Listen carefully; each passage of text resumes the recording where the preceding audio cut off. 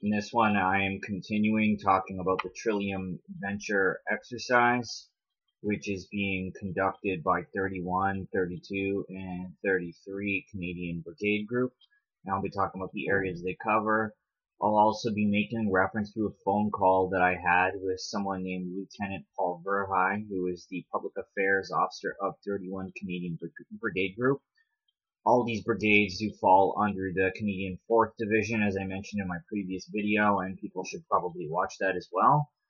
And as well, there's different videos on my Facebook account involving a rally that Josephine Lavallee and I conducted, and as well a video of the phone call, so I'll be leaving that link in the description for you. And Josephine was the one who recorded the phone call that I had with Lieutenant Paul Verheye, and there was a 15-minute delay and runaround before I actually got to speak to him.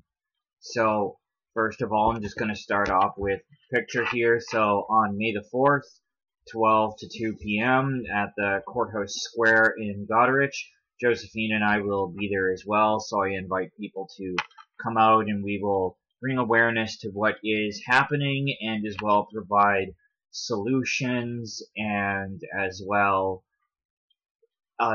giving you points of contact as well, so nobody is alone in this situation. So get together with your neighbors and learn each other's strengths and weaknesses and develop a trading and bartering system of sorts. So as well, this is a picture from the live, and of course Josephine Lavallee. This is her Facebook right there, so you can go on her Facebook to find the live, or mine.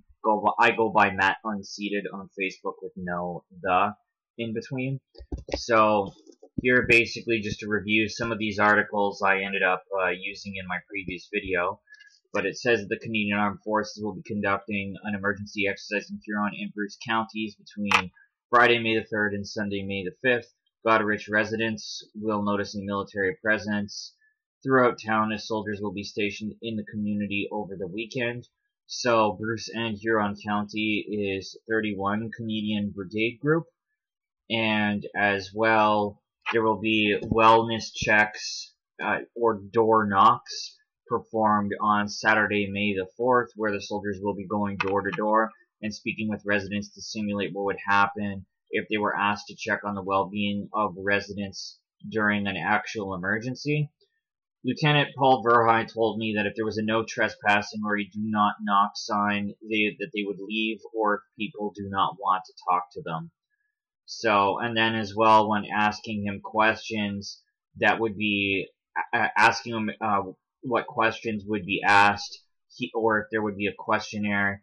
He said they wouldn't be answering the public's questions, that they would be answering the public's questions, and that they're not taking information, no medical questions, and no survey. He stated the soldiers are engaging citizens to let them know what's going on in the community, what they're doing, and why. So the scenario that is planned for May 13th will simulate a 13-day heat wave with temperatures peaking above 40 degrees Celsius. It will include a severe storm causing power outages and damage to infrastructure and homes. There will be the possibility of water shortages in some communities and an option to add wildland fires to further escalate the exercise. A number of tasks are planned for the participating reservists, including wellness checks, tree clearing, fire training, moving seniors from one location to another, an ATV search of the coastline, and a search and rescue exercise. Among the Bruce County communities where participants will be located are Mildmay, Walkerton, Wyerton, Sauble Beach, and Lions Head. The exercise headquarters will be based in Blythe, with other Huron County communities involved, including Clinton, Hensall, Wingham, and Goderich.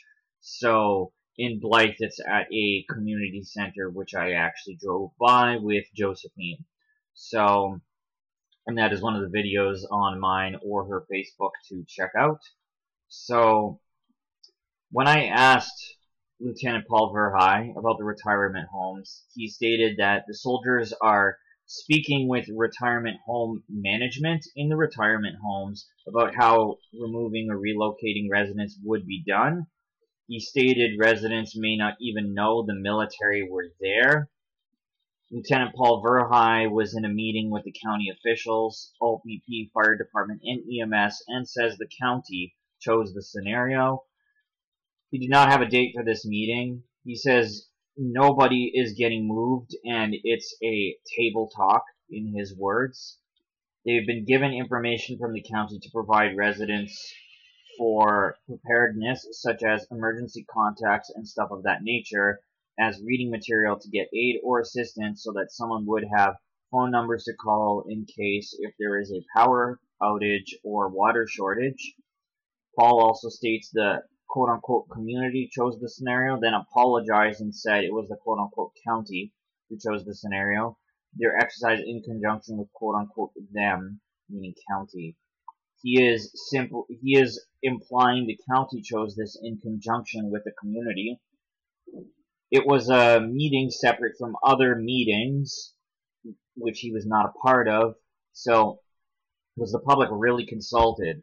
Well, when I look at this screenshot here from Lisa, local officials had no say in the upcoming military training. They were just told it was happening. Contact the public affairs officer to tell him the military is not welcome here. And it gives Paul Verheye's email. So, really don't know where the orders actually came from for Trillium Venture Exercise. I never really got that answer, as a matter of fact. So, I intend to find out, and I intend to expose that. And as well, information should not be compartmentalized, especially from the general public. So, moving forward, it says that the Lieutenant Colonel, and they're referring to Lieutenant Colonel something Vandenberg. What's his name? Lieutenant Colonel Christopher Vandenberg, that's his name here, this guy over here, said the exercise will have reservists training for tasks they would potentially be doing in a real extreme heat scenario, including firefighting, altering vehicle and watercraft training, simulated search and rescue, wellness checks that will involve knocking on doors, simulated long-term care home evacuations, and dealing with road obstructions and power outages. So, one thing here is that if they are going into these long-term care homes and speaking with the management, if any of the patrons, or what's the word I'm looking for, if any of the people that live in those long-term care homes actually see this, especially with heart problems, dementia, and stuff like that, there is, various things that could go wrong with that if they are meeting. So the proper way to do this would be to speak to the management of the retirement homes, away from the retirement homes entirely. Frankly, that would be the only way, so that the people who live there would not catch wind of it. But once again, this whole thing definitely just feels very shady, and there's, again, a lot of unanswered questions, even though I did ask quite a few, which I'll be going over throughout the portion of this video, but as well, there's still a whole lot, I don't know.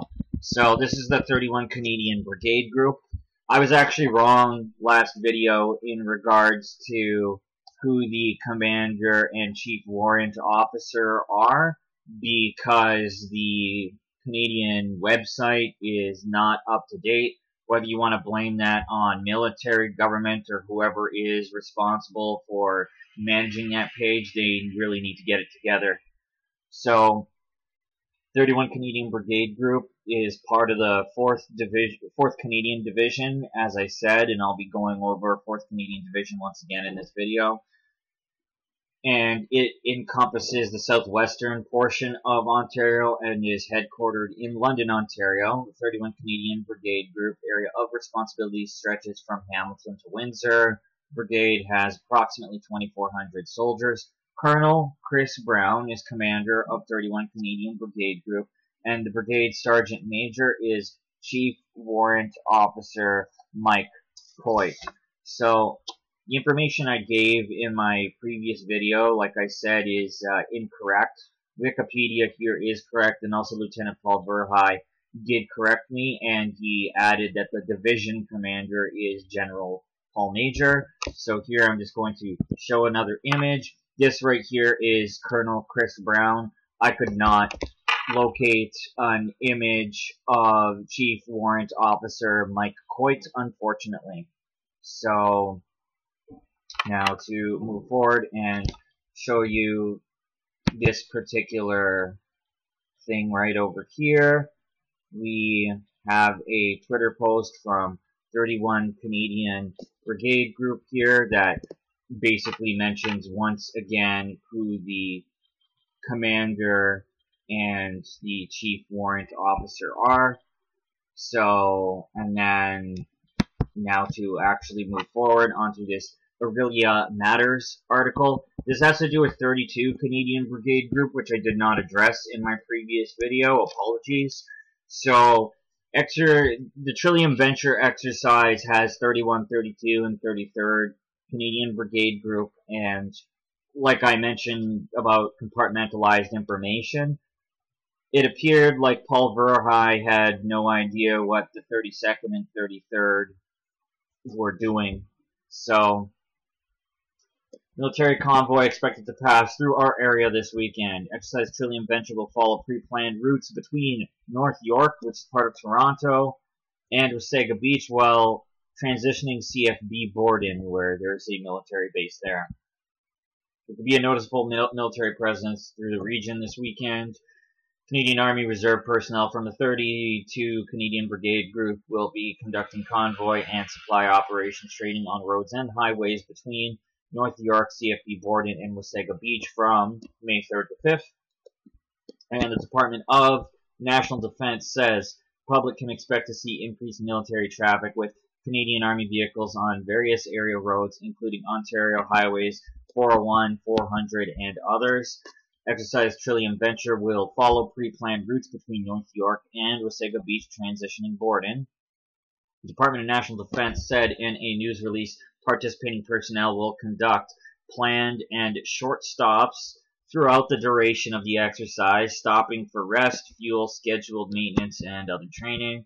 Participating soldiers will not be carrying any weapons or ammunition, says the Department of National Defense. This training exercise ensures our readiness to respond to emergencies such as flooding and wildfires in Canadian communities in cooperation with other domestic agencies, stated the release. All measures are being taken to ensure minimum inconvenience in these areas during the exercise dates, and members of the public are asked to take extra caution when approaching military vehicles, and I thank them in advance for their understanding and cooperation, says the Department of National Defense. So we can ask them questions, but be careful about approaching them. Once again, like I said in my previous video, fear porn. So the commander and sergeant major, I've been saying chief warrant officer this whole video, so the commander and sergeant major is what I should have been saying. You have Colonel A. Best. Hopefully he's performing at his best and not the worst. Sergeant Major, Chief Warrant Officer Frank Atio, I think that's how that's pronounced. So, with this particular brigade group, it is an infantry heavy brigade with more than 3,000 soldiers in 14 units based in Toronto, Aurora, Barrie, Brampton, Georgetown, Oakville, Mississauga, Brantford, Simcoe, St. Catharines, and CFB Borden. It has 2 reconnaissance regiments, 2 field artillery regiments, a field engineer regiment, 6 infantry battalions, a service battalion, an intelligence company, and a communications signals unit. 32 Canadian Brigade Group is made up of part-time soldiers plus a small cadre of soldiers from the regular force who help plan and execute the training. On average, the part-time soldiers train 1 night a week and 1 week in a month. Many reservists take time off school or their civilian work to train full-time in the summer. And so it says many soldiers of 32 Canadian Brigade Group have served on operations around the world. Since the late 80s, nearly 1,000 individuals from the brigade have deployed with NATO, the United Nations, and various coalitions to operations ranging from Cyprus, Cambodia, the Sudan, and Sierra Leone to the peace support and combat operations of the Balkans and Afghanistan. More than 500 soldiers of the brigade's units in the war in Afghanistan. So, now talk a little bit about exercise Trillium Venture. Once again, it's being held in Ontario, like I had said, and it's led by Joint Task Force Central, which the commander of 4th Division is actually a part of. That is Josh Major, who's a part of Joint Task Force Central. It's headquartered in Toronto and includes members of the Canadian Armed Forces, Canadian Army, Royal Canadian Air Force, and the Royal Canadian Navy. And it says that they'll respond to simulated major flooding, emergency, prepare for a unified response, and with local, regional, and other partners in the military. Members of the public may see increased military vehicle, water, and air traffic with military vehicles operating on roads, and it says no weapons or ammunition will be present during the exercise. So, as well, it mentions that the Mike Rodden Arena is where they will be stationed. So the Mike Rodden Arena, sorry, let me read this first. The exercise will also include the participation of other government departments and other first responders, police and fire services, emergency management, Ontario local governments, and others. So the Mike Rodden Arena at 450 Herdman Street, Mattawa, Ontario, will serve as a headquarters and house nearly 150 soldiers, while approximately 50 Canadian Armed Forces members will operate from Canadian Forces Base, North Bay, and the Martin Leo Troy Armory at 540 Chippewa Street West, North Bay, will be utilized for the exercise. Increased military vehicle traffic between these locations on Ontario Highway 17 and surrounding roads can be expected, and the Mike Rodden Arena and parking lot will be inaccessible during the exercise, as the location will serve as a base for military personnel, vehicles, and equipment.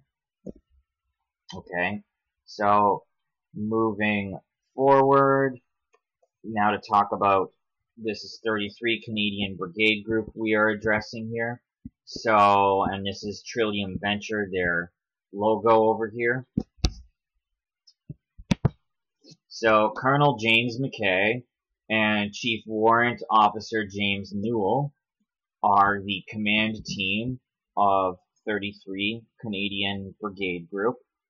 And it says that the 16 reserve units are located in cities within the national region, within the national capital region, but also as far south as Oshawa, Northern Timmins, east in Cornwall, and west in Sault Ste. Marie.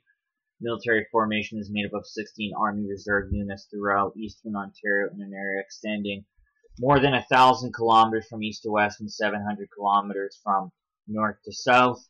33 headquarters is currently located in the city of Ottawa and is a part of 4th Canadian Division, which is headquartered in Toronto. So now I'm going to read about 4th Canadian Division, just very little bit about it because I already went over it last video. So it mentions that it's one of the five major formations that reports the Army headquarters in Ottawa.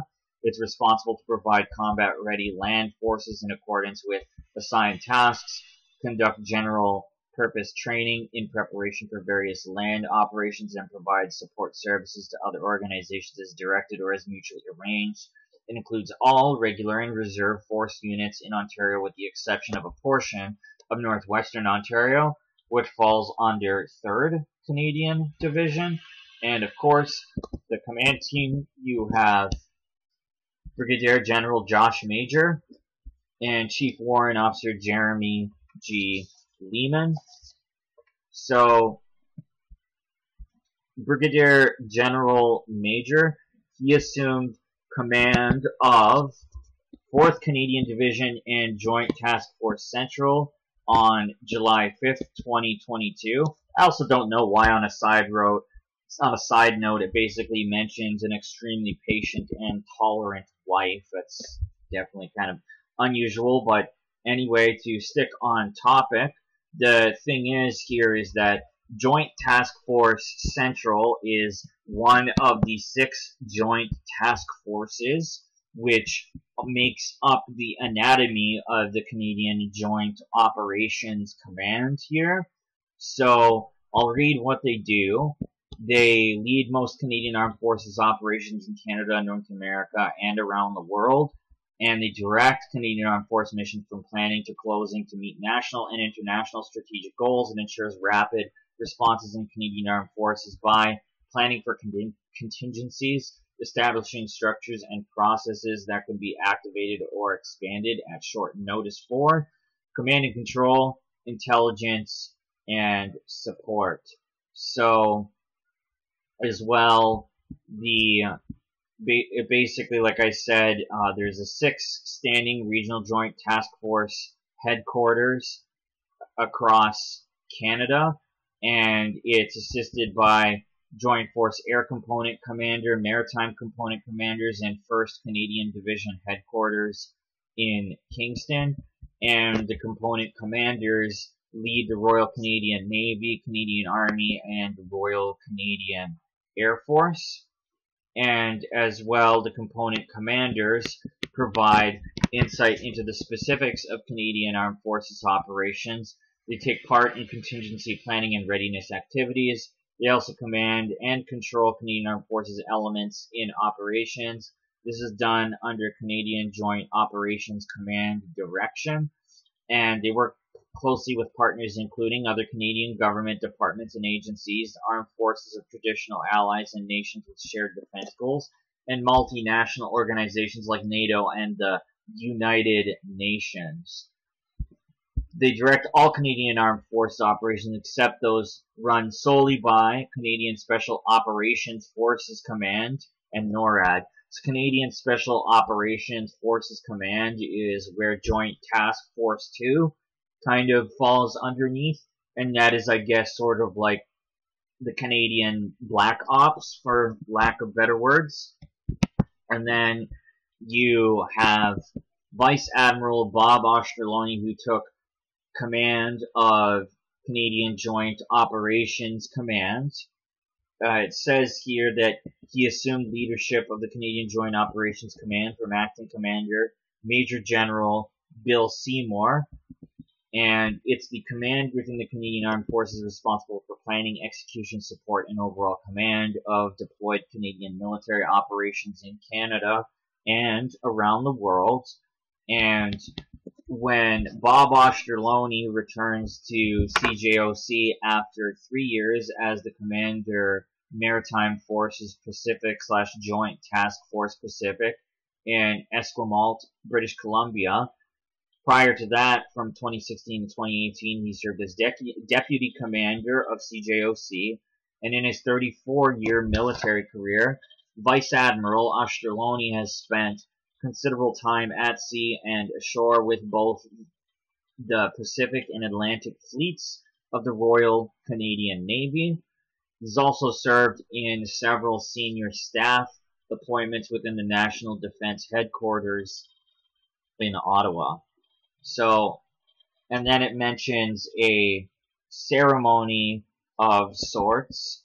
It says following today's ceremony, so that would be June 18th, 2021, Major General Bill Seymour will continue serving as the Deputy Commander of CJOC. His long career in the Canadian Armed Forces began as a navigator abroad, maritime long-range patrol aircraft, and prior to his current position, Major General Seymour served as the CJOC Chief of Staff Operations.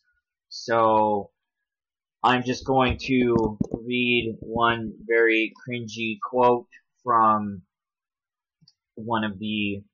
from a former Minister of National Defense, Harjit Sajjan. Apologies for the pronunciation.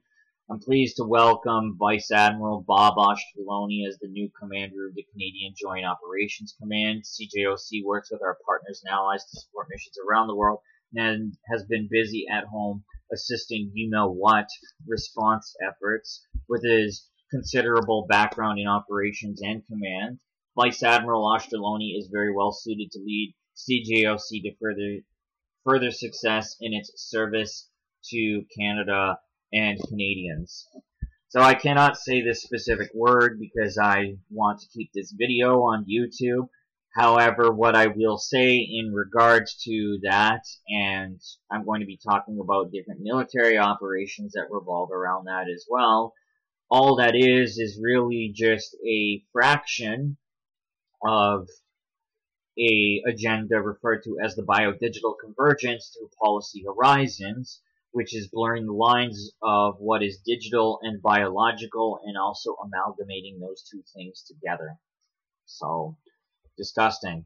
I'm going to just show a brief image of Bob Ostroloni so that people know who we're talking about. That is the Vice Admiral right there.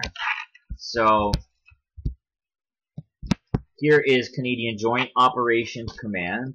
It's one of two unified commands of the Canadian Armed Forces, the other one being Canadian Special Operations Forces Command.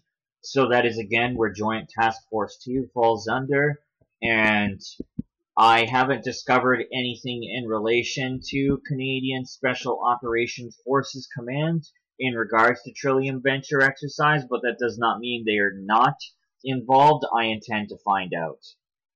And so, as well, the Commander-in-Chief of Canadian Joint Operations Command is Charles III, who would be the King of Canada, represented by the Governor-General. So, really the King of England, and the Governor-General is the national figurehead that represents the monarchy in Canada, and then the lieutenant governors are provincial representatives of the monarchy. So, essentially here, what I would like to say before I move forward to talk about Operation Vector, what happens is I asked Lieutenant Paul Verheye of 31 Canadian Brigade Group, the public affairs officer, I asked him if the United Nations was involved in the Trillium Venture Exercise, and there was a startling delay, and then he just quickly said, nope. And when I asked him about the role Canadian Joint Operations Command is playing and mentioned that its anatomy consists of the 6 Joint Task Forces and that Josh Major of 4th Division runs Joint Task Force Central, I asked if Vice Admiral Bob Ostroloni is connected to Trillium Venture. Claimed he didn't understand, so I tried to simplify for him and kind of re-explained, and I had to break down different brigades in the military as if he apparently didn't know what I was talking about. He was probably asking for assistance on another line or pressing a panic button from the sounds of it.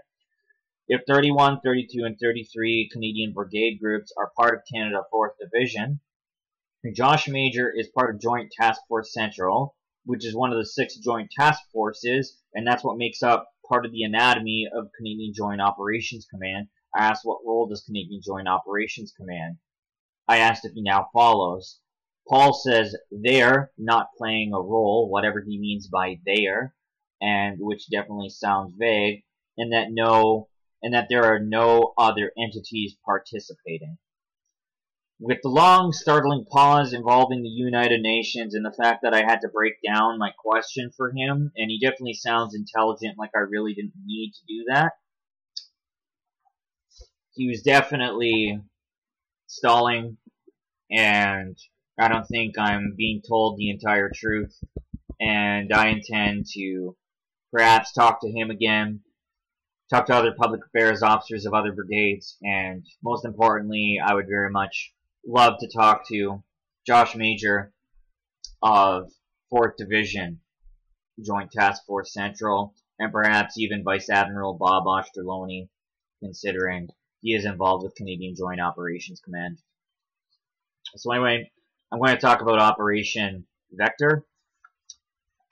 And so, Operation Vector is the Canadian Armed Forces support of support to the federal, provincial, and territorial governments for the distribution of these particular pieces of technology. That's what I'll refer to them as.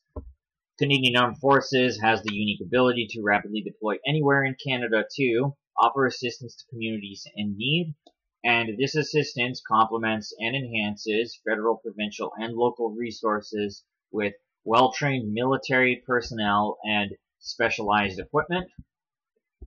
Canadian Armed Forces is ready to respond wherever and whenever the government needs us to help protect Canadians. The defense team has been, is, and will continue to be part of the national response to minimize the impacts of this particular sham right here. The planning for and distribution of these pieces of technology is logistically complex, given the geography of the country, requirements for ultra-cold storage, distribution to remote and isolated communities, and coordination between various levels of government. To this challenge, the Canadian Armed Forces brings an array of experience and logistical expertise that enhances federal logistic planning and operations. While the administering of the pieces of technology is not the Canadian Armed Forces' primary role, the Minister of National Defence has authorized the Canadian Armed Forces to use certain additional populations not usually covered by Canadian Armed Forces healthcare, with authority for specific circumstances delegated to the Director of Health Service Operations. Planning, training, and logistics. As part of the planning process by this specific task force, which there is very minimal info about, and there's even a hyperlink for it. And when you click on the hyperlink for it, it just brings you right back to this page. Specific roles for the Canadian Armed Forces may be identified, and to ensure that the Canadian Armed Forces is fully poised and prepared to support this effort, we have laid the groundwork to have people and equipment available to support delivery of the piece of technology if required under Canadian Armed Forces Operation Vector. Through prudent planning with our partner organizations, the Canadian Armed Forces is prepared to support in a variety of ways, leveraging the expertise and capabilities of our personnel and equipment. As part of that planning and in anticipation of requests for Canadian Armed Forces assistance, select Canadian Armed Forces personnel across the country have been conducting specific tailored training so as to be ready to provide assistance as rapidly as circumstances permit.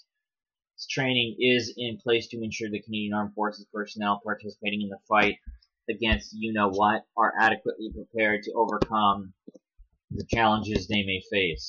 Possible tasks that are being planned for include providing international transportation to bring the piece of technology to Canada from manufacturers abroad, transporting freezers, medical supplies, and healthcare professionals to remote northern and coastal communities, and providing logistical staff to warehousing facilities, distribution hubs, and immunization clinics. These tasks would be in addition to the Canadian Armed Forces readiness to concurrently respond to other you-know-what requests for assistance, as well as those due to natural disasters such as ice storms, floods, and forest fires. We've also assigned military liaison officers for each province and territory who are acting as a liaison for the logistics of the technology rollout. They're in constant communication with their provincial counterparts to ensure close coordination and cohesion of efforts. Their roles will be further developed as planning progresses and the Canadian Armed Forces role is further refined. We're working closely with our partners who will confirm details on the specific role and set of tasks the Canadian Armed Forces will undertake. Canadian Armed Forces are highly trained and stand ready to offer assistance in support of civilian authorities during any crisis in Canada when requested by the government.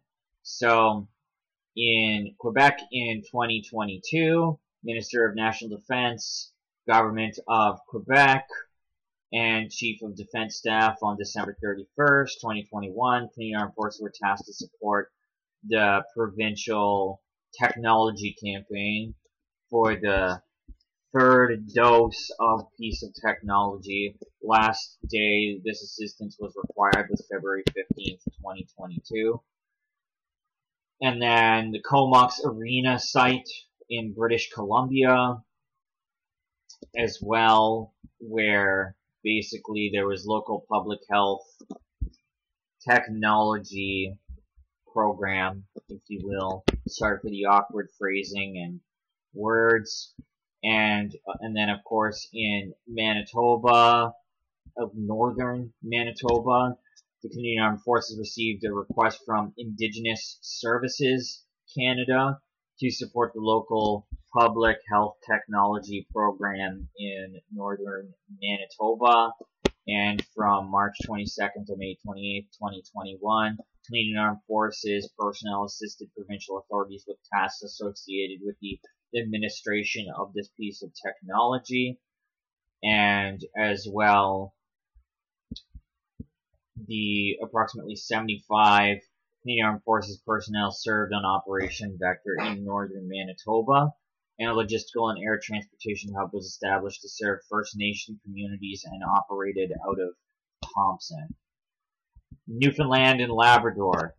Between January 14th and 17th and February 12th and 13th, 2021, 4 Canadian Rangers from Nain, Newfoundland, and Labrador assisted the local authorities with the delivery of the pieces of technology, and they assisted with transportation of vulnerable individuals within the community to and from the administration site. Northwest Territories, and there were 6 in response to a request for assistance. 6 Canadian Rangers were engaged to assist the residents of this particular place in Nunavut, and tasks include logistical and general support, distribution of food and supplies, distribution of information related to the response to this sham in particular. And as well, it was approved on November 16th, 2021 and ended December 5th, 2021.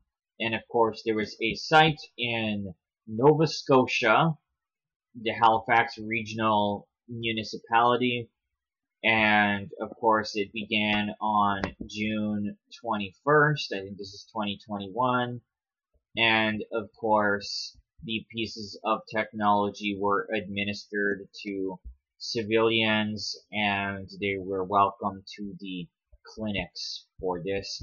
And then in Ontario, there is way too bloody much to read, because there are, oh no, I'm mixing this up for Operation Laser, which I'm going to read next. But Anishinaabe First Nation, I apologize for the pronunciation. January 26th to April 30th, 2021. There was a request for assistance to support the government of Ontario and these particular partners, not sure what that acronym exactly stands for, with the delivery of first doses of the piece of technology. And of course, there were questionnaires and screenings and general logistics and that kind of a thing. And of course, they were distributed to teenagers, it mentions here, as it seemed like they were consistently pushing for someone younger and younger to take this piece of experimental technology. And the support included third doses for quote-unquote vulnerable population, and the administration of this piece of technology for the ages 5 to 11 group. Disgusting. And then in the Yukon as well, 5 Canadian Rangers, and then of course as well, just in general in the north, the Royal Canadian Air Force delivered 5 medical grade low temperature freezers, and they were delivered via this particular Hercules aircraft. So that covers all of Canada, essentially, second biggest nation in the world, which actually isn't a nation, it's a corporation that is registered at the Canadian Embassy in Washington, D.C. through the U.S. Treasuries and Trades Commission. So This is what the Canadian Armed Forces and the Canadian military and all branches of it serve, is the corporation. They do not serve the people, evidently, because they do not question the orders in which they are given. And when you talk about Canadian Joint Operations Command, they work in tandem with the United Nations, as it says. And I got a very startling pause when I asked Lieutenant Paul Verheye about if the United Nations were involved in Trillium Venture.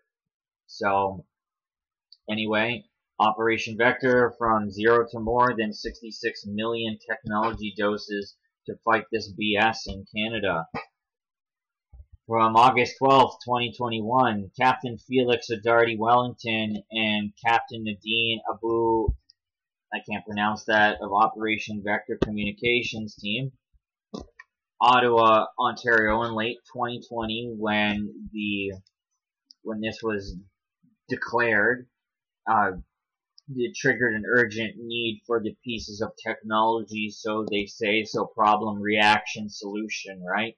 The artificial problem is put out there only to give an artificial solution, if you will, that actually causes more damage than really actually provides a solution. So I should be saying that with air quotes. But anyway, they were delivered and distributed throughout the nation. Canada called, and the Canadian Armed Forces answered with Operation Vector. It's the greatest mobilization effort Canada has seen since the Second World War. This has become the longest domestic military deployment in the history of Canada. This is Brigadier General Krista Brody. She has been seconded to the Public Health Agency of Canada as Vice President Logistics and Operations to lead the multidisciplinary team supporting the Canadian technology rollout, or rather Canada's technology rollout. Canadian Armed Forces team includes logistics experts, operational planners, physicians, pharmacists, healthcare administrators, engineers, IT and systems experts, and communications advisors drawn from the reserve and regular forces as well as the public service. Canadian Armed Forces members are not uniformed, blending in with their civilian counterparts.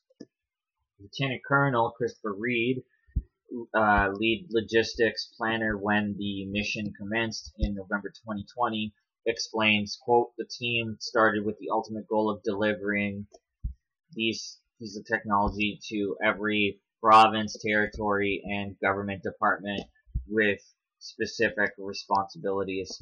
This made it possible to move from 0 doses in late 2020 to more than 66 million doses in July 2021, disgusting, making Canada a world leader in this technology distribution.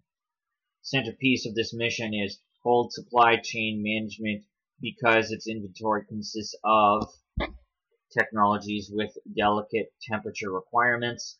Challenge is similar to the Canadian Armed Forces supply chain, but at temperatures as cold as minus 80 degrees Celsius. Ensuring Canada's cold chain has the capacity to deliver as many of these things as manufactured without delay is paramount.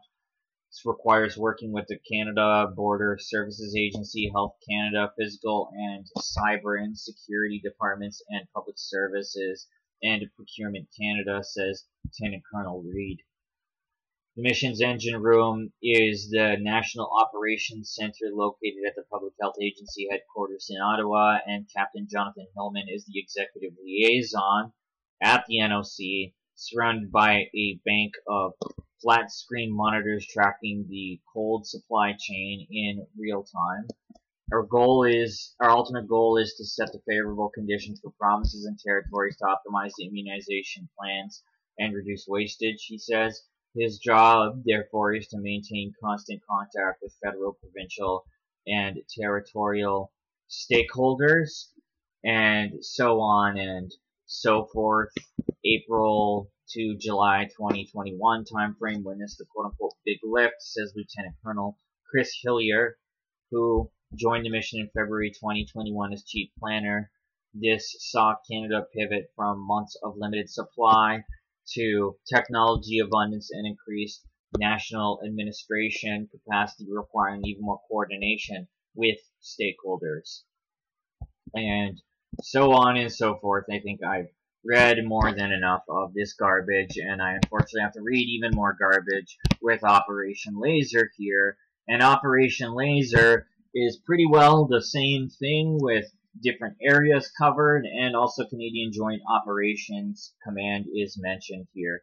So Operation Laser is CAF's response to this PSYOP, for lack of better words. Canadian Joint Operations Command leads this operation and is the command authority for the 6 standing regional joint task forces through which Canadian Armed Force support is delivered. They are situated in key locations across the country and provide operational command and control for task forces in and or deployed to their respective regions. Canadian Armed Forces has recognized the need for greater flexibility when offering assistance to remote communities struggling with this. Therefore, the commander of Canadian Joint Operations Command has empowered the regional task force commanders to task Canadian Ranger patrols at their discretion. The goal is to leverage local resources for assessment purposes without the need for formal activation, as they are positioned to identify emerging needs in their respective communities. These tasks differ from formal activations and deployments in both scale and process. While a rapid CR activation can provide emergency relief and help identify emerging needs in remote communities, it does not offer the same scale of resources as an official RFA deployment. The traditional request for assistance process is an official communication between the provincial and territorial governments, other relevant stakeholders, and the federal government. By assigning the authority to task Canadian Rangers to the regional level, the Canadian Armed Forces aims to help improve the federal response to emergencies in remote communities. Can you take a drink of water? Canadian Armed Force members are highly trained and stand ready to offer assistance and support of civilian authorities during any crisis in Canada when requested by the government. How heroic. So, Alberta Critical Care Nursing Officers. Canadian Armed Forces received a request for assistance from the province of Alberta through public safety, and in response, Canadian Armed Forces provided 1 senior critical care nurse and 8 other critical care nursing officers to assist in intensive care units in hospitals in Alberta and help alleviate pressure caused by related hospitalizations, if you say so. And even though this particular thing, its genomic sequence, was never actually isolated, so Canadian Armed Forces support was initially scheduled to be in place until October 31st, and the 8 Canadian Armed Forces critical care nursing officers worked alongside Alberta Health Services medical personnel at the Royal Alexandra Hospital in Edmonton to help alleviate pressure in the critical care unit. They conducted integration training with Alberta Health Services in the morning of October 6th and began shifts later that day. Canadian Armed Forces critical care nurse officers to support to Alberta Health Services continued until the end of October, where the nurses departed Edmonton and returned to their home units in Ontario and Nova Scotia. So, British Columbia, Fort Nelson First Nation from January 31st to March 1st, 2021. 5 Canadian Rangers were activated in the community, and the Rangers are working alongside other members of the community to provide assistance, if you will. And then Tahltan Nation, in response to requests by Support for Emergency Management British Columbia, 2 Canadian Rangers from Tahltan Nation Dease Lake were activated on April 21st to provide general duty and logistical support, such as food delivery to the community as part of the you-know-what mitigation efforts. So, Manitoba is the largest First Nations concentration in Canada, so this one will be a while to go through. Between January 17th and 18th, Canadian Armed Forces personnel was sent to support an Indigenous Service Canada-led liaison and reconnaissance team. The team's purpose was to rapidly assess the situation in Garden Hill First Nation. Canadian Armed Forces support to reconnaissance elements was composed of 8 Canadian Armed Forces members based out of CFB Shiloh, Manitoba, and 1 Canadian Ranger from the local community. Then on January 19th, 2021, the Canadian Armed Forces received a formal request for assistance from the federal government to assist the Garden Hill First Nations community. Accordingly, on January 20th, approximately 30 Canadian Armed Forces deployed to Garden Hill First Nations to work alongside other members of the community and other government departments and agencies to provide humanitarian assistance and address the emergent needs of the community. The tasks the Canadian Armed Forces have been called to carry out were as follows here, and so on and so forth. Cross Lake Cree Nation. Canadian Armed Forces personnel were sent out on February 19th, 2021 to support an Indigenous Service Canada-led liaison and reconnaissance team rapidly assess the situation of affected Cross Lake communities of this particular Cree Nation and the incorporated community of Cross Lake. Canadian Armed Forces support to this reconnaissance team consists of 4 Canadian Armed Forces members based out of CFB Shiloh, Manitoba, and so on and so forth here. People can read the specifics if they so desire.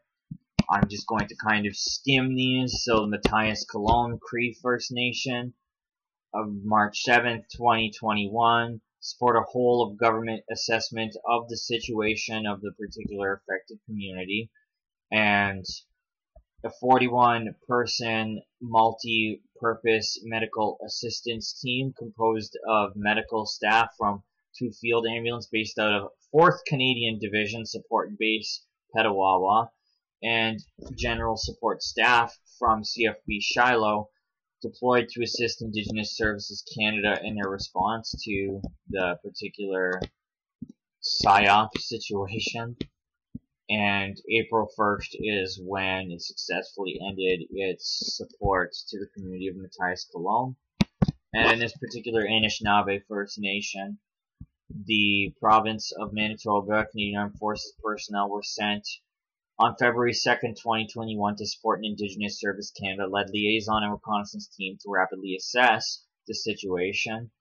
And Canadian Armed Forces support to this reconnaissance team assisted of 8 Canadian Armed Forces based out of Shiloh, Manitoba, and as well the team of medical and general duty staff from Shiloh and Edmonton worked alongside community members to provide their humanitarian efforts of sorts, and it ended February 20th, 2021.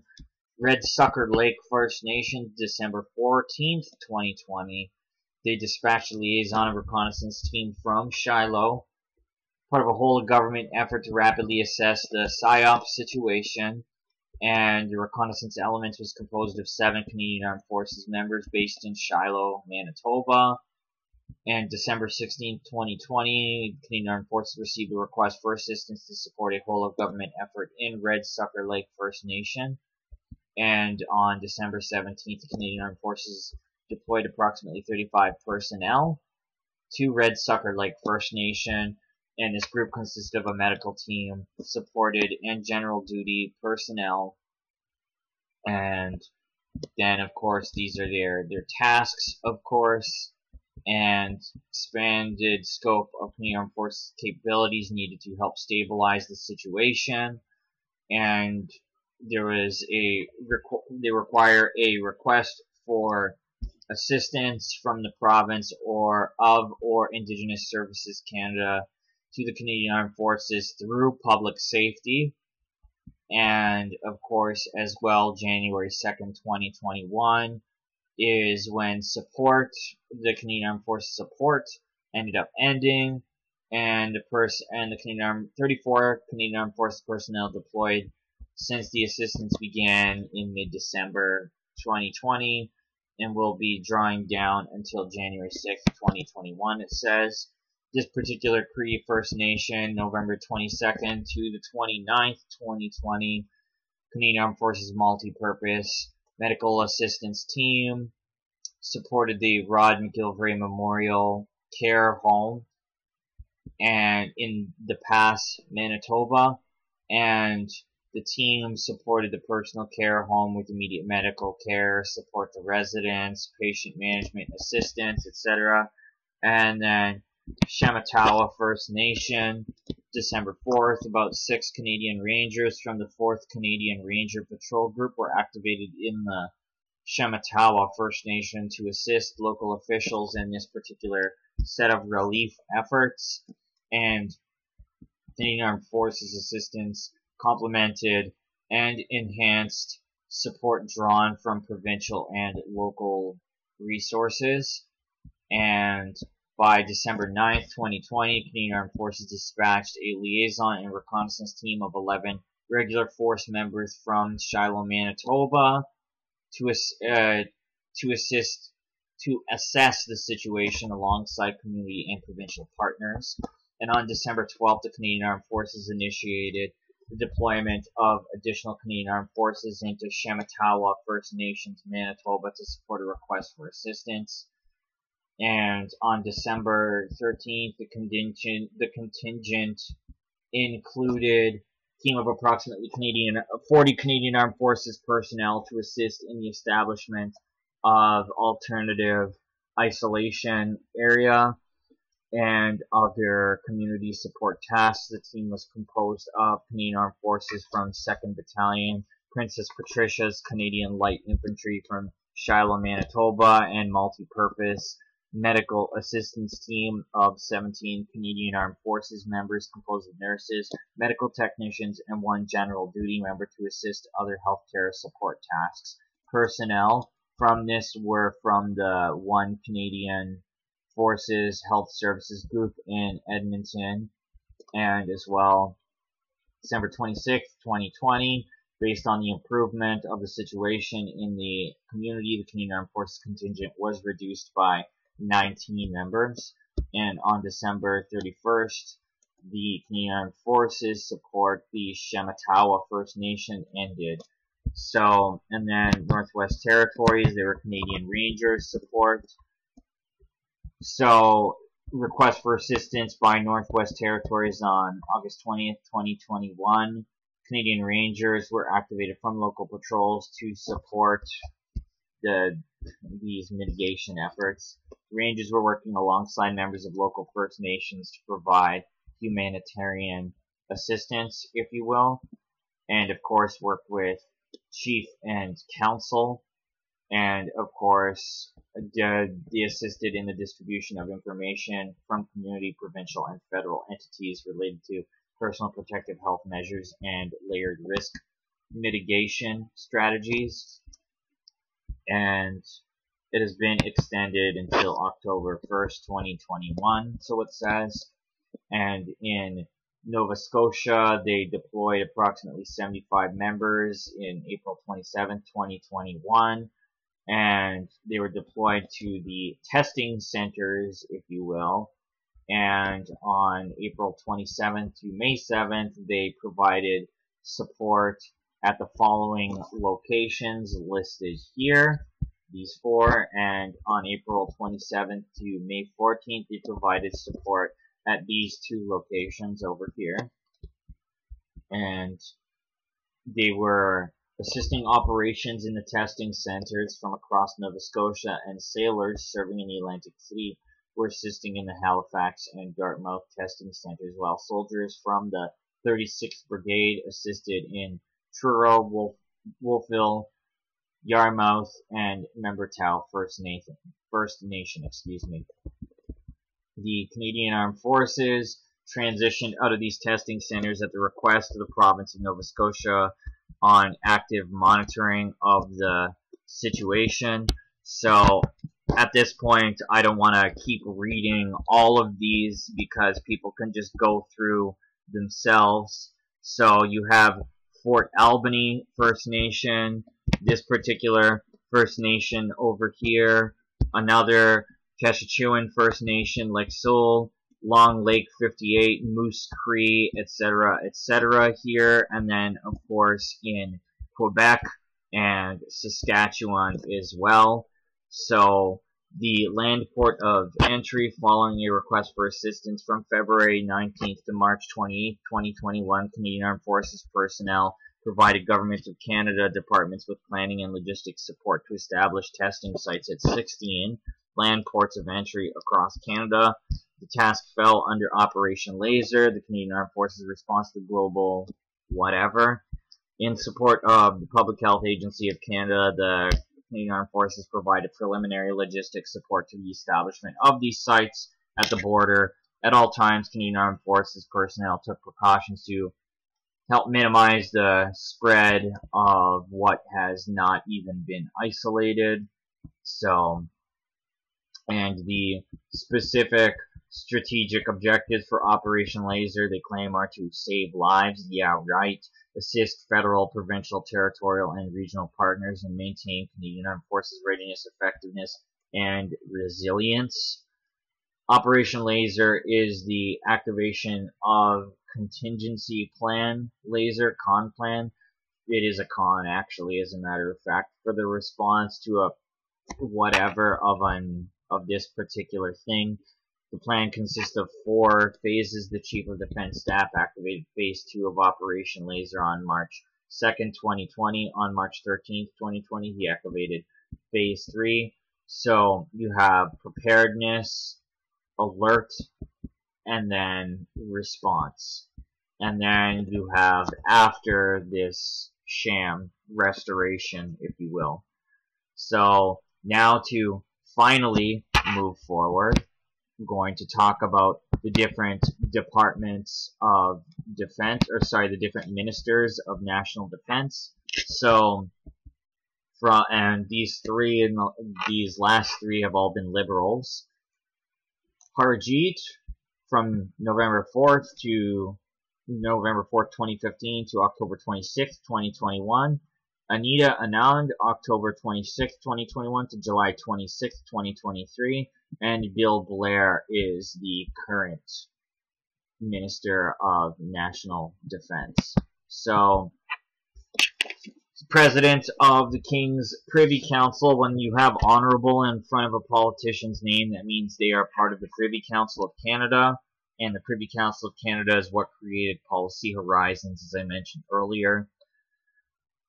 And also Minister of Emergency Preparedness and Minister responsible for the Pacific Economic Development Agency of Canada. That is one of the 7 regional development agencies, and the 7 regional development agencies in Canada are basically working on different green projects and biodigitalization, smart cities, stuff like that. Vancouver South, so it says he was first elected as Member of Parliament for Vancouver South in 2015, and he served as Minister of International Development and Minister responsible for the Pacific Economic Development Agency of Canada, and as Minister of National Defense. He immigrated to Canada from India with his family when he was 5 years old. He grew up in South Vancouver and benefited from everything the area's diverse and culturally rich community has to offer. And he's a former detective with the Vancouver Police Department, former Lieutenant Colonel with British Columbia Regiment, and a long-time advocate for youth education and membership programs, and for 11 years was a member of Vancouver Police Department, based primarily in South Vancouver. He completed his career as a detective with the Gang Crime Unit. As a member of the British Columbia Regiment, he participated in 4 operational deployments, 1 to Bosnia and 3 to Afghanistan. And then now to read about a little bit about Anita Anand. So it says President of the Treasury Board, and mentions Oakville. First elected as a Member of Parliament for Oakville in 2019, she has previously served as Minister of National Defense and as Minister of Public Services and Procurement. Born and raised in rural Nova Scotia, she moved to Ontario in 1985, and she is a devoted leader with a proven record of service. In her Oakville community, she has served on the board of directors of the Lighthouse Program for Grieving Children, Oakville Hospital Foundation, and Oakville Hydro Electricity Distribution, Inc. She has worked as a scholar, lawyer, and researcher, and has been a legal academic, including as a professor of law at U of T, where she held the J.R. Kimber Chair in Investor Protection and Corporate Governance. She served as Associate Dean and was a member of the governing board of Massey College and the Director of Policy and Research at the Capital Markets Research Institute, Rotman School of Management. She's also taught law at Yale Law School and Queen's University and Western University. She has completed extensive research on the regulation of financial markets, corporate governance, and shareholder rights, and has appeared regularly in the media to discuss these topics. In 2015, she was appointed to the Government of Ontario's expert committee to consider financial advisory and financial planning policy alternatives. She has conducted research for Ontario's 5-year review committee, the Federal Wise Persons Committee, and the Task Force to Modernize Securities Legislation in Canada. And in 2019, the Royal Society of Canada awarded her the Yvonne Allaire Medal for outstanding contributions in governance relating to private and public organizations. She holds a Bachelor of Arts in Political Studies from Queen's University, a Bachelor of Arts in Jurisprudence from the University of Oxford, a Bachelor of Laws from Dalhousie University, and a Master of Laws from U of T. She was called to the Bar of Ontario in 1994. And just to read a couple of Twitter posts here. She says, our Canadian forces are renowned for Operation Unifier, which I'll be going over. There's trained over 36,000 Ukrainian troops so far. Today, Minister Imernice and I announced a new joint initiative through which Canadian and Latvian armed forces will train Ukrainians together in Latvia. And then this particular Twitter post deals with Poland. At today's meeting of the Ukraine Defense Contract Group, I announced additional military aid for Ukraine. We're expanding Unifier in Poland to train more Ukrainian personnel and donating AIM-9 missiles. Okay. And of course here it says that since the beginning of 2022, Canada has committed over $8 billion in aid to Ukraine, including over $1 billion in military assistance. Includes 8 Leopard 2A4 main battle tanks and 1 armored recovery vehicle, a national advanced surface-to-air missile system with associated munitions, 39 armored combat support vehicles, anti-tank weapons, small arms, M777 howitzers, and associated ammunition, high-resolution drone cameras, winter clothing, and more. Alright, so it's not just simply training Ukrainian troops, okay? So as people can see here exactly what kind of troops they are, evidence shows that through Operation Unifier, Canada provided training for the Banderite Nazi battalions that are part of Ukraine's military, a fact that Prime Minister and his government deny, and which other cartel parties with seats in Parliament do not address. So that is exactly what Operation Unifier is training different Nazi battalions in Ukraine is exactly what Operation Unifier is. So, people with the Ukraine flags, I suggest you do some research in Operation Unifier. And here we have Bill Blair's page. He has previously served as President of King's Privy Council for Canada, as you see honorable in his name, and Minister of Emergency Preparedness and Minister of Public Safety and Emergency Preparedness and as Minister of Border Security and Organized Crime Reduction. Before he entered politics, he served the people of Toronto for over 39 years, starting as a beat officer in downtown Toronto, continuing with assignments in drug enforcement, organized crime units, and major criminal investigations.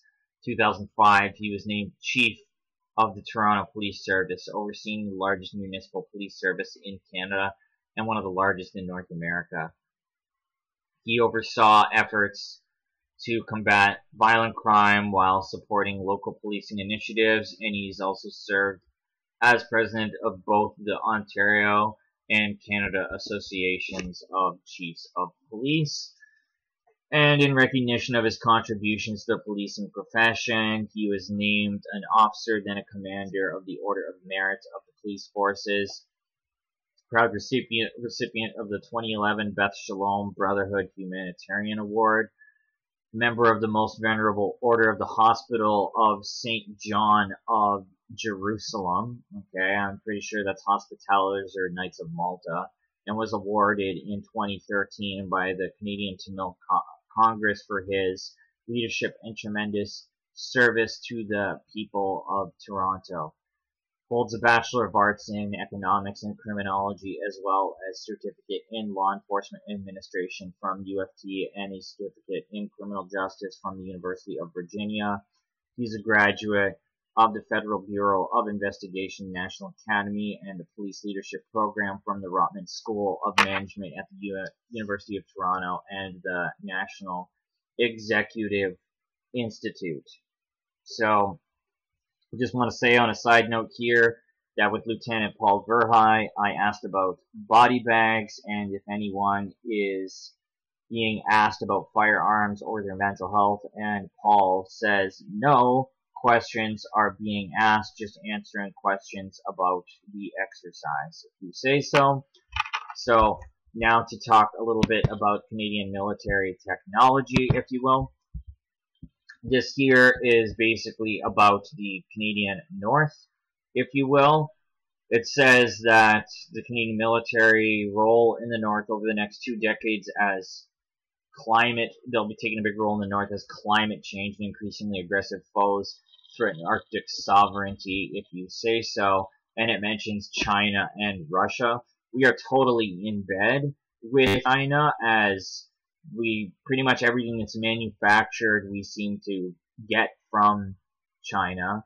And as well, on top of that, the Canadian government and CanSino Biologics, which is a Chinese CCP-led pharma company, fund the, in the US in particular, they end up funding, the name escapes me, sorry about that. The CDC, that's what they fund together is the CDC. And also here it says that the technological advances in cyber attacks mean there are myriad ways for engagement to go beyond traditional borders, says Trudeau. And also it ends up mentioning that along with that, Trudeau said Canada's exploring the possibility of joining the second phase of AUKUS, the US-led alliance with the United Kingdom and Australia. And the initial pillar of the alliance was focused on developing nuclear-powered submarines for Australia. Its second phase is focused on advanced capabilities like quantum computing, AI, and cyber technologies. And the Canadian Armed Forces is setting up a new cyber command, which will see the military work with the communications security establishment. So now to move forward, here basically in this article, in this magazine here, which will be linked in the description, in pages 26 to 29, it ends up mentioning that the Canadian Army are mentioning how the Army is in the process of a digital transformation, and with NATO groups like ABCANS, which basically consists of Australia and the UK, New Zealand, the United States, and Canada, of course. what happens with ABCAN's Army's framework and experiments like Project Convergence and Bold Quest, which I'll be looking into in future videos. The Army hopes to remain in digital pace of partners who rapidly advance their networks. And on page 31, it ends up mentioning Quest here, which is also some digitization center of excellence I'll end up having to look into in future videos. It is focused on meeting this challenge. They provide agile, reliable, and rapid responses to support specific tactical edge systems integration needs, and the company's capability and product development strategy is deliberately focused on enabling operators and soldiers at the tactical edge through a three-layered architectural mission that guides its product and capability development strategies, and has at its heart a modular open systems architecture, integration, and data exchange approach. Okay, and as well, here basically it ends up mentioning on page 32, it says a field experiment proves a command post can be decentralized and mobile, yet remain digitally connected. So decentralized is like pretty well a buzzword for blockchain, and part of the biodigital convergence agenda requires the blockchain, and they would like to shift the internet to be Web3 based, which means blockchain based, because blockchain is like a ledger system, if you will, and I will be adapting on that a little bit closer toward the end of the video if you all bear with me and stick around. So it mentions 87 miners at the Compass Minerals salt mine in Goderich are being laid off, which accounts for about 22% of the mine's workforce. So interesting how it's 87 people specifically, right? And so one thing that you notice on this Trillium Venture training exercise, you see somebody going to a neighbor's house and it has the number 87 on there. So number 87 is an occult number like its sister Vibration 78, but keeps its abilities more hidden, is more attuned to society and more conform outside, but inside it is a master of the universal laws and has exceptional occult abilities. These abilities also make 87/6 a fantastic storyteller. The reason why it says 87/6 is 8 plus 7 is 15, and then 1 plus 5 is 6. This is just a way that different people involved in numerology reduce things to its furthest extent. And the number gives the ability to get things done in a relaxed, elegant, and super intelligent way, using its many abilities and social skills, strategic sense, and eloquence. As a wizard, you see through people, processes, and things, you can accomplish your goals through working your magic. It gives mastery of both the outer and inner worlds, and it's used by attorneys and people in law and as well in politics for creating change in surroundings, and it gives charisma and a fair bit of sneakiness, as said here. And so it can be seen as others as manipulative and dark, and as well you find this number surrounding haunted houses, as it says here. So that's a little bit about its numerology there and the significance of 87. And before I even talk about Compass Minerals in particular, it's interesting because, you know, when you look at Goderich, okay, you have the courthouse square, right? Put it sideways. For one thing, this looks like an eye at this, like an eyeball at that angle, and then when you flip it sideways, this right here just looks very much like the square and compass, right? So people are going to go meet at the square, and then you also have Compass Minerals. So people are consistently performing rituals without even realizing it on the daily, and by, you know, talking about going to work at Compass Minerals and I'll meet you at the square, right? And interestingly enough, with the number 87, the square and compass is at 47 degrees, so they say. And so 87 versus 47 is just 40 more, and the Masons always stand on a checkerboard floor, on the square, if you will, which is 4 sides. So this is pretty well just a ritual that people unfortunately are taking part in without even realizing, and this is the way sinister people work. So Compass Minerals International is an American public company that through its subsidiaries is a leading producer of minerals including salt, magnesium chloride, and sulfate of potash. Based in Overland Park, Kansas, the company provides bulk treated and untreated highway de-icing salt to customers in North America and the United Kingdom, and plant nutrition products to growers worldwide. Compass Minerals also produces consumer de-icing and water conditioning products, consumer and commercial culinary salt, and other mineral-based products for consumer, agricultural, and industrial applications. In addition, Compass Minerals provides records management services to businesses throughout the UK. Okay, so it's an American-based company, but there is a location in Goderich, Ontario, which essentially is also the largest salt mine, largest underground salt mine, and it's 1,800 feet under Lake Huron.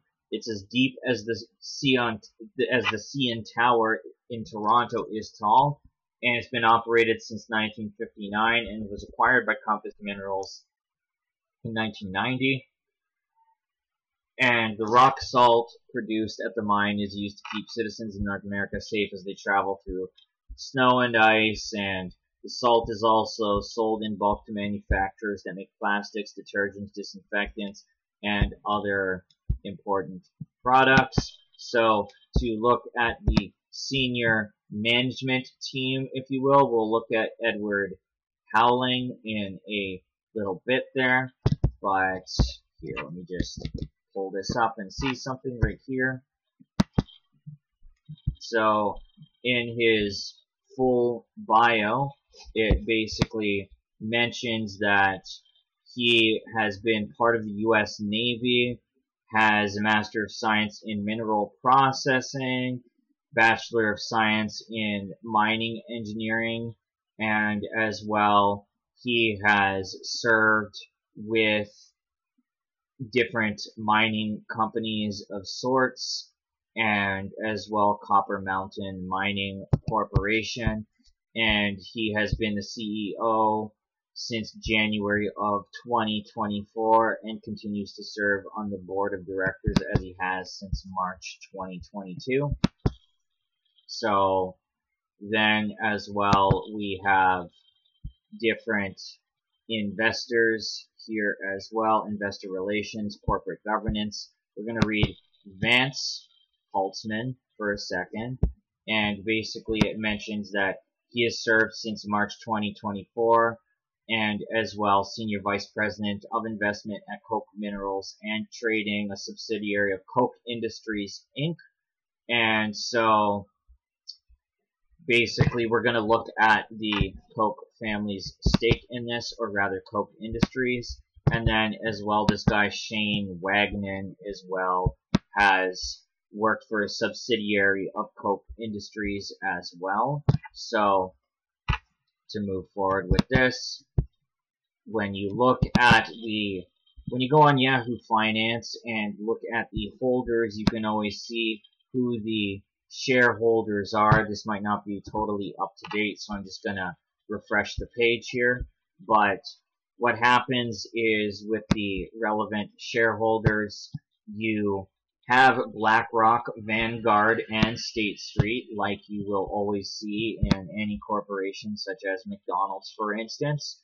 And then the top institutional shareholder is Koch Industries, of course, go figure.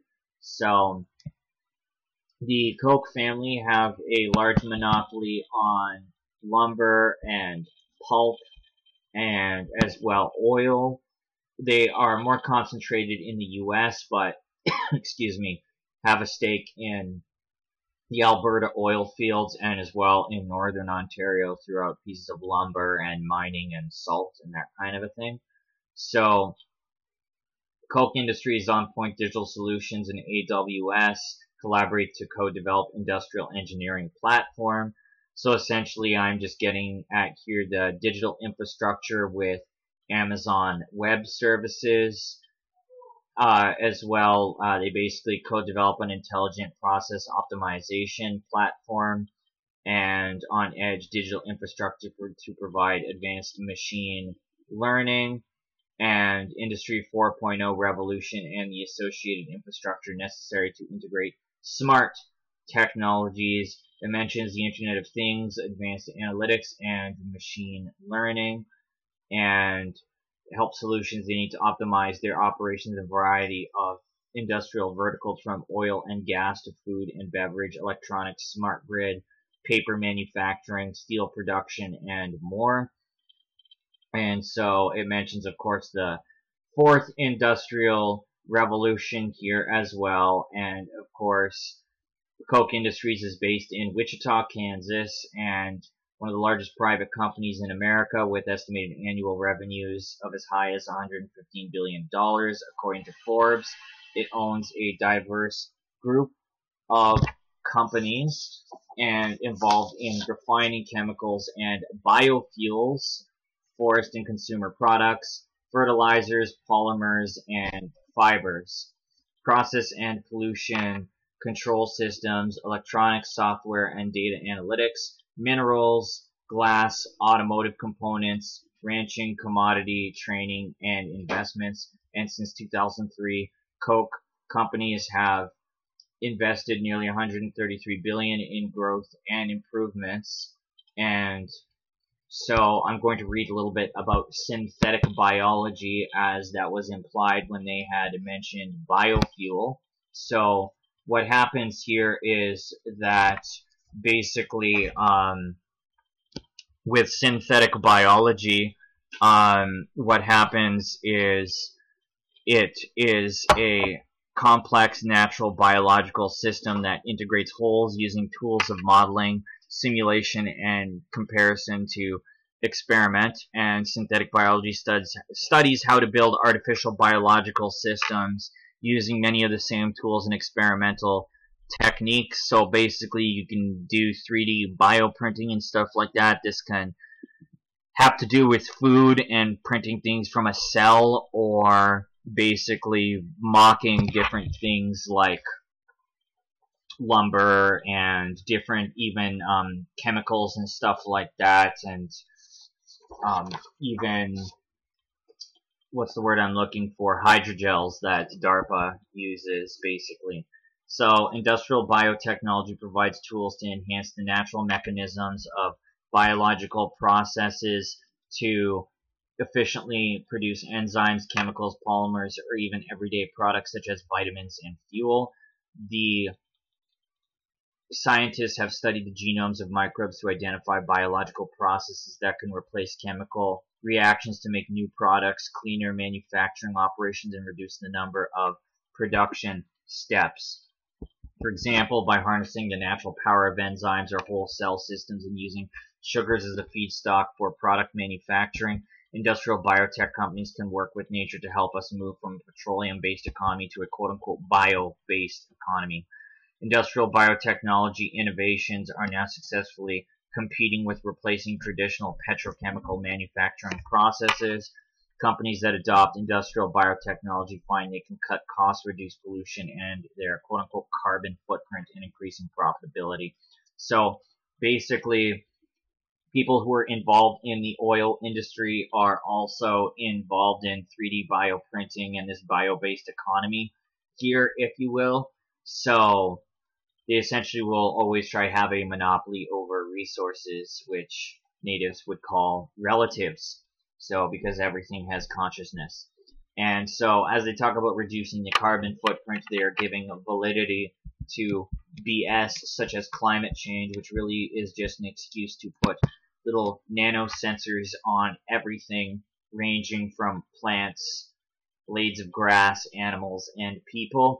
And this is how everything is digitally twinned in a metaverse type of environment, and also part of why they have smart infrastructure. The sensors are part of the smart infrastructure.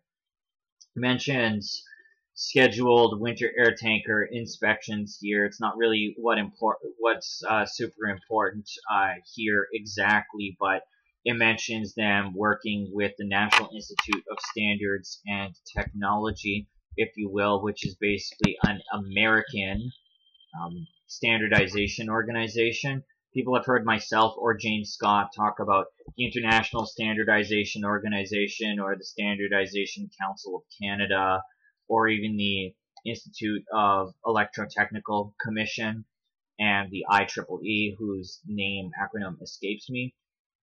So NIST was founded in 1901.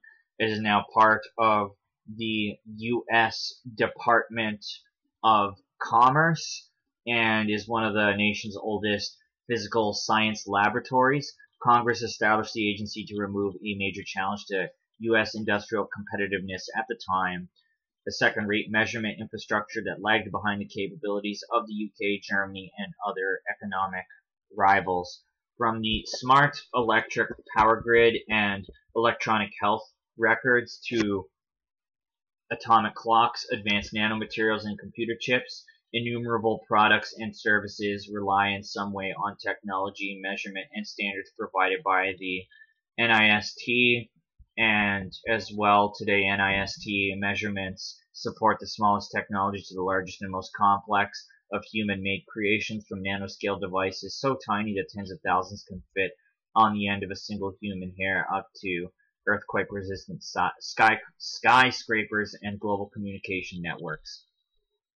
And their mission is to promote U.S. innovation and industrial competitiveness by advancing measurement, science, standards, and technology in ways that enhance economic security and improve our quality of life. Right, if you say so. So all the standardization organizations are all behind the biodigital convergence as well. Whatever term they use in one country, like Israel using bioconvergence, it doesn't really matter. It's all the same end goal. And so, of course, they work in AI, climate, communication, cybersecurity, health and bioscience, infrastructure, manufacturing, and quantum science. So this is an article having to do with the smart-based systems in mining, if you will. So you have smartwatch, smart eyewear, fitness tracker, smart clothing, wearable camera, and wearable medical devices. And then as well, moving forward, it basically says that various types of sensors are used in wearable devices depending on intended application, and many manufacturers around the world produce such sensors for individuals or professional developers because sensors are important components of wearable devices best suited to the mining industry. And the paper reviews the features of sensors by dividing them into four major groups: environmental sensors, biosensors, location tracking sensors, and other sensors. Other sensors include a variety of detectors and sensors available on the market.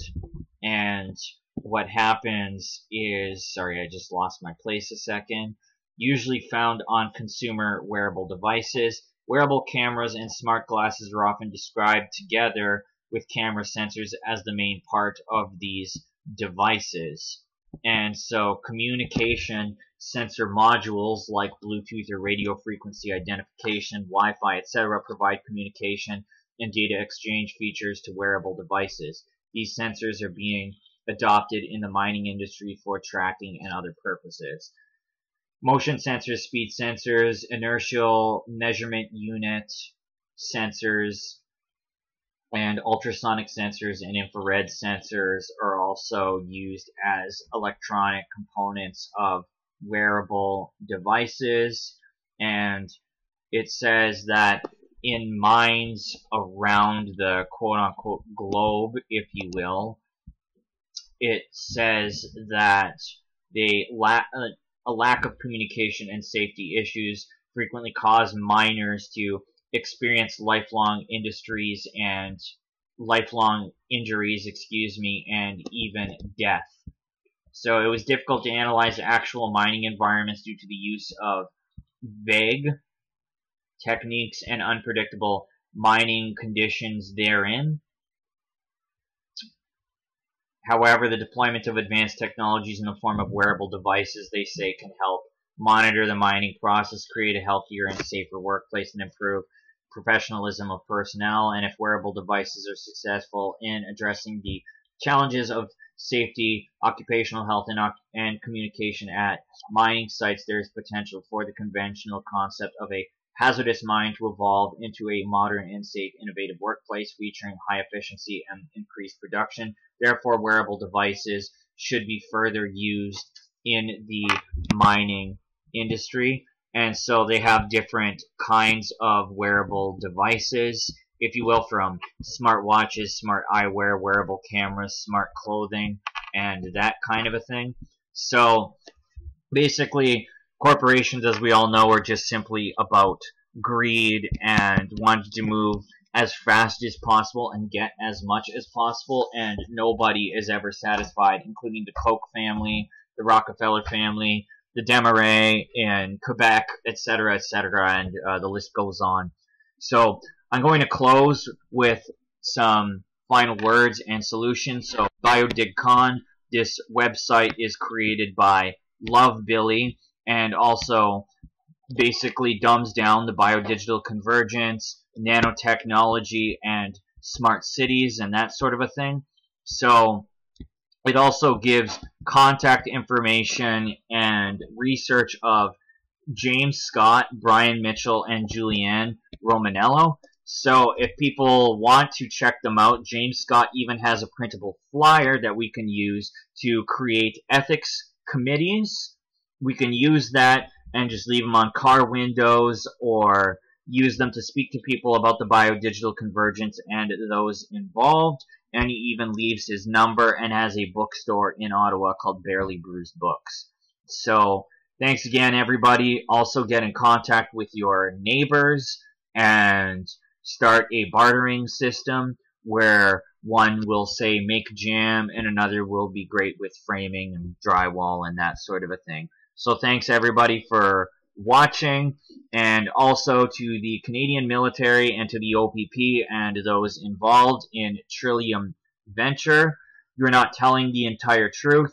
You serve the corporation. You don't serve the interests of the people, and the truth will be revealed.